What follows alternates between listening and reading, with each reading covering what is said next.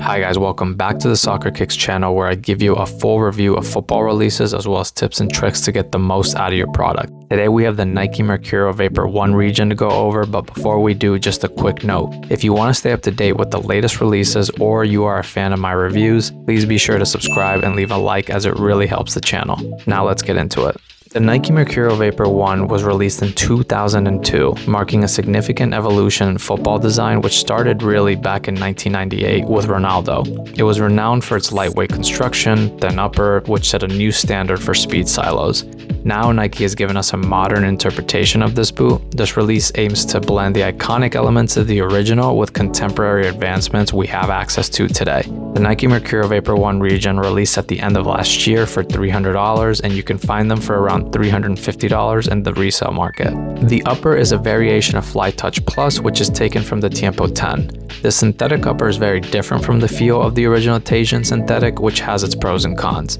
Despite this different material, you still do get a somewhat barefoot-like touch on the ball. With this Flytouch upper, you get a much more comfortable out-of-the-box experience. Anyone who grew up wearing the first few generations of Mercurial remembers that those uppers took some time to break in. However, once broken in, it was an unbelievable fit. Additionally, the upper is coated with Nike's all conditions control to improve grip on the ball regardless of the weather. The sole plate is taken from the Mercurial Vapor 16, which today is one of the most aggressive sole plates Nike has ever made. It feels a bit different with the Air Zoom unit that's meant to provide a bit of energy return and more spring as you take off.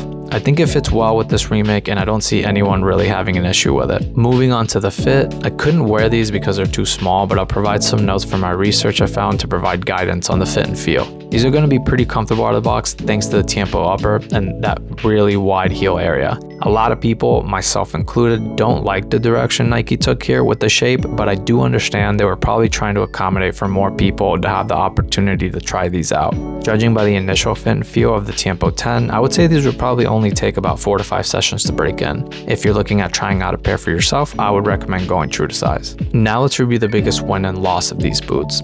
The biggest one is that this remake brings back most of what was good about the original release. They gave us the iconic Mercurial look for the most part and the same limited 4,500 numbered pairs we got back in 2002. I also don't mind that they gave us the Tiempo upper as it feels nice on hand. The biggest loss is that the exaggerated width this boot has in the heel just kills the experience you'd get from wearing them. The Mercurial Vapor 1 was so aggressive in how sleek and narrow they were, which limited the number of people that could wear these. That was part of the aura of this boot. I do understand though that Nike most likely wanted to make this more accessible, but I think they went a little too far.